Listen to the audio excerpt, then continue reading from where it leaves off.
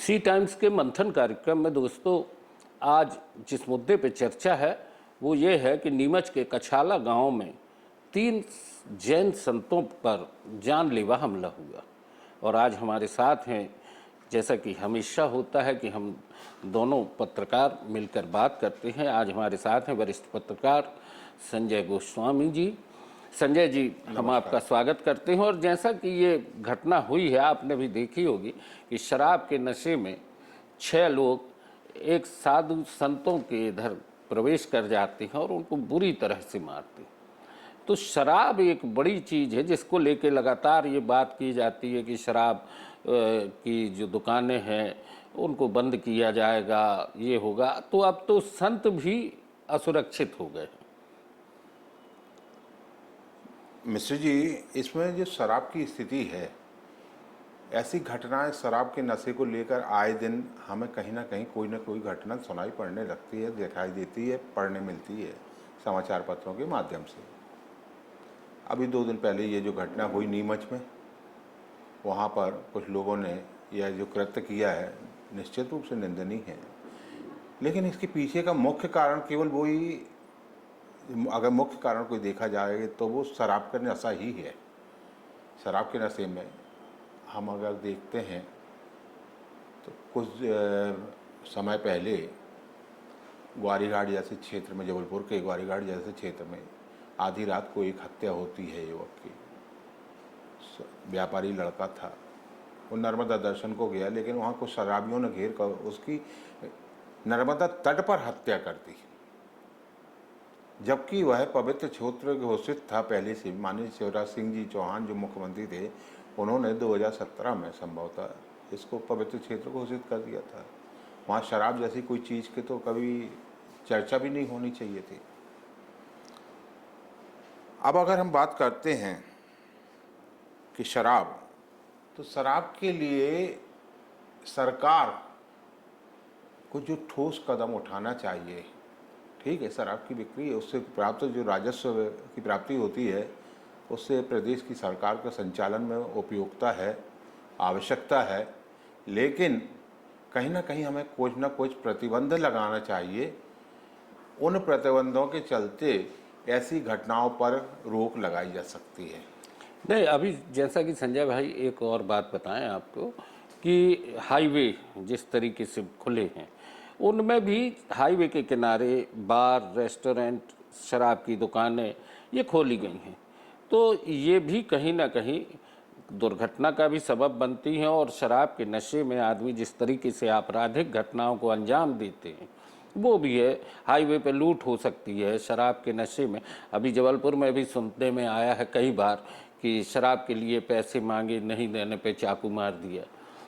आप इस बात पे आश्चर्य करेंगे कि जबलपुर जैसे एक शहर में प्रतिदिन 4 से 5 घटनाएं तो केवल रिपोर्ट जिनकी एफआईआर हो रही है, जो शराब के लिए पैसे मांगने पर मारपीट हो रही है, उनको चाकू मारे जा रहे हैं या इस तरह की जो घटनाएं हो रही हैं, केवल शराब के लिए। जो शराब की लत है, जो नशे की जो लत है, उसकी पूर्ति के लिए व्यक्ति, जो आज के असामाजिक तत्व जिनको कहा जा सकता है, ऐसे लोग किसी भी हद तक वो जा सकते हैं। और कई बार ऐसी घटनाएं बड़ी हो जाती हैं जिसमें किसी की जान चली जाती है। अब इसके पीछे जो शराब का कारोबार है, इस पर नियंत्रण बहुत आवश्यक है। मैं एक बार फिर से दोहराना चाहूँगा, जो अवैध शराब गली गली बिकने लगी हैं, सरकार का जो रवैया है, जो एक्साइज ड्यूटी के नाम पर या कैसे भी उनको अपने राजस्व की बढ़ोतरी करना है, और इन सब से अगर परे देखा जाए तो पुलिस का खौफ खत्म हो गया लोगों के दिमाग से।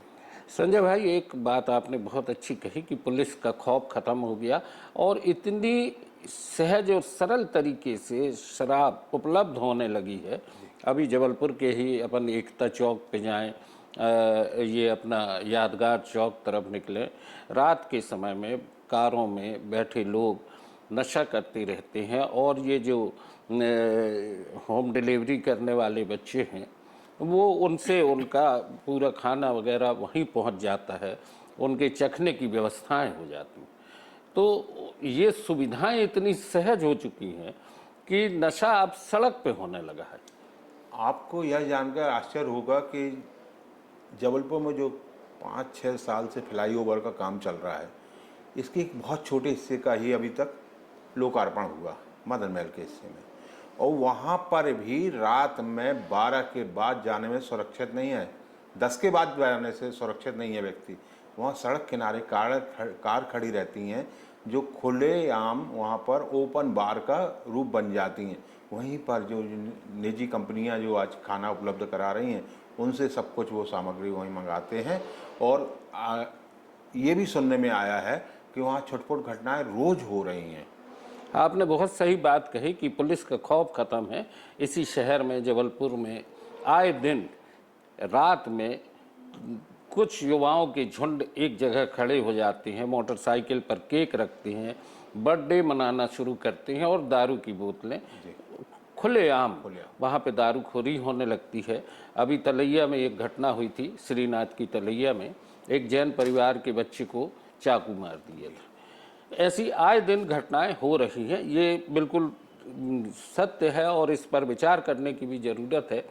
और क्या वजह है कि पुलिस से केवल जो है 100 डायल पर भरोसा किए है। वो जिस तरीके की पुलिस गश्त होती थी पहले, वो आजकल देखने में नहीं मिलती। अब तो ये लगने लगा है जैसे पहले जो पुलिस वाहनों में सायरन बजाए जाते थे, वो इसलिए बजाए जाते थे कि लोगों में एक डर, दहशत पुलिस के नाम पर बनी रहे। और अब जो बजते हैं तो वो तो ऐसा लगने लगा कि ये जो अपराधी हैं, आपराधिक प्रवृत्ति के लोग हैं, उनको चेताया जाता कि बेटा तुम थोड़ा सा किनारे हो जाओ, अभी हम निकल रहे हैं। बहरहाल मुद्दा बहुत गंभीर है। शराब की जो स्थितियां सामने आ रही हैं, आम आदमी असुरक्षित है, संत समुदाय असुरक्षित है। अगर ये 3 संत नीमच में, जो कि श्वेतांबर जैन समुदाय समाज के हैं, अखिल भारतवर्षीय साधु मार्गी जैन संघ के जो राष्ट्रीय अध्यक्ष हैं, उनने भी इस घटना की निंदा की है। शैलेश मुनि, मुनीन्द्र मुनि, बलभद्र मुनि, जिस तरीके से इन मुनियों के बारे में जो प्रत्यक्षदर्शियों ने उधर बताया कि रात में वो 6 किलोमीटर डर के मारे पैदल भागे, कांप रहे थे, उनकी पीठ पे इतनी निशान बने हैं, किसी मुनि की एक अंगुली भी फ्रैक्चर हो गई। यानी ये निर्दयता की स्थिति है और प्राण घातक हमला कर देते हैं और कुछ नहीं, बस पैसे की मांग की थी। ये भी घटना में सामने आया है कि वो 6 लोग थे जो कि राजस्थान के हैं और वहाँ पर ये घटना हुई। मुद्दा शराब का है। शराब आपके अभी शहर में भी जगह जगह रिहायशी बस्तियों में इस तरीके से दुकानें खुल चुकी हैं, कई जगह विरोध भी होता है, भी हो रहा। लेकिन आबकारी की जो राजस्व वसूली है उसके चलते सरकार आंखें मूंदी रहती है। बिल्कुल आपकी बात सच है। जो ठेके प्रतिवर्ष 10%, 15% बढ़ाकर सरकार फिर से नए ठेकेदारों को या पुराने ठेकेदारों को दे रही है, उससे कंपटीशन, वो ठेकेदार, कई बार तो ये भी सुनने मिलता है कि जो ठेकेदार हैं वो अपने ही लोगों से गली बस्तियों के बीच में अवैध रूप से शराब बिकवाते हैं, ताकि कहीं ना कहीं उनको जो घाटा लगने की, जो हानि की, राजस्व मतलब आर्थिक हानि का जो संभावना, आशंका उनको रहती है, उसकी प्रतिपूर्ति वो वहाँ से पर कर सकते। अब इसी टाइम्स में ही एक न्यूज़ अपने इसमें चली थी जिसमें ये बताया गया कि मंदिर बंद हो जाते हैं, मंदिरों के पट, दवाइयों की दुकानें बंद हो जाती हैं, लेकिन शराब की दुकानें पूरी खुली रहती हैं और देर रात तक शराब की बिक्री चलती रहती है। पुलिस आंखें मूंदी है। पुलिस की जो जवाबदेही है वो कहीं ना कहीं इसी बात तक रुकी है कि वो सायरन बजा के उनको चेतावनी देती रहती है और निकल जाती है।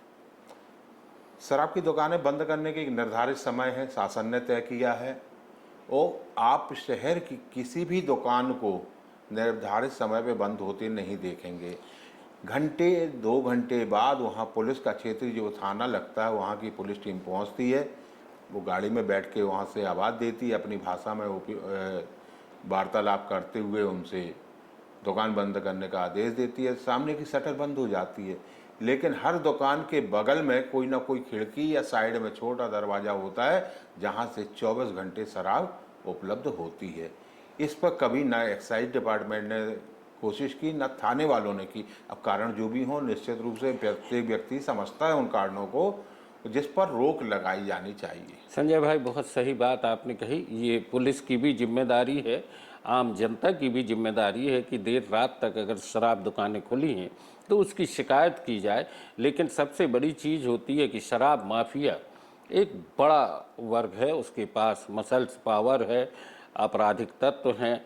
शिकायत करने वाले का नाम उजागर हो जाएगा, उसके साथ मारपीट हो जाएगी। जब साधु संत नहीं बच सकते तो आम आदमी की स्थिति क्या होगी, और जनप्रतिनिधियों की भी जवाबदेही कहीं ना बात कहीं। आपने बहुत अच्छी की है। इन सब चीज़ों में चाहे वो प्रशासनिक उन्हें मदद मिल रही हो, सब कुछ, इन सबसे ज़्यादा बढ़ के मिलती है क्षेत्रीय राजनेताओं की मदद। राजनीतिक जो संरक्षण उन्हें जो मिल रहा है, उसके कारण ही उनके होते। और कई बार तो ये भी सुनने आता है कि जो शराब के व्यवसाय है, उसमें कोई न कोई राजनेताओं का संरक्षण खुले रूप से रहता है, और भागीदारी की भी उनके या उनके परिवार या उनके किसी शागिर्द की भागीदारी की भी चर्चा सामने आती रहती है। संजय भाई, मेरा मानना है कि इस बारे में बिल्कुल खुले में एक रिपोर्ट आना चाहिए, चाहे वो आबकारी वाला दे या कोई भी, कि कौन से ठेके में कौन लोग इन्वॉल्व हैं, उसका लिखा जाना चाहिए। केवल एक ठेकेदार का नाम लिख के और उसके पीछे कौन लोग हैं उनको छिपाए जाने की जो कोशिशें हैं वो बंद होना चाहिए, ताकि वो जनप्रतिनिधि जो शराब माफिया के साथ मिलकर धंधे कर रहे हैं या किसी तरह की आपराधिक गतिविधियों में संलिप्त हैं, चाहे वो रेत माफिया के साथ जुड़े हों चाहे शराब माफिया के साथ, उनके चेहरे सामने आना चाहिए। क्योंकि ये एक नैतिक जवाबदारी है आम जनता की सुरक्षा और शराब की जो लत है उस पर रोक लगाने के लिए हम सबको कहीं ना कहीं प्रयास करने होंगे। सी टाइम्स के मंथन कार्यक्रम में आज की चर्चा बस यहीं तक। धन्यवाद संजय भाई, धन्यवाद।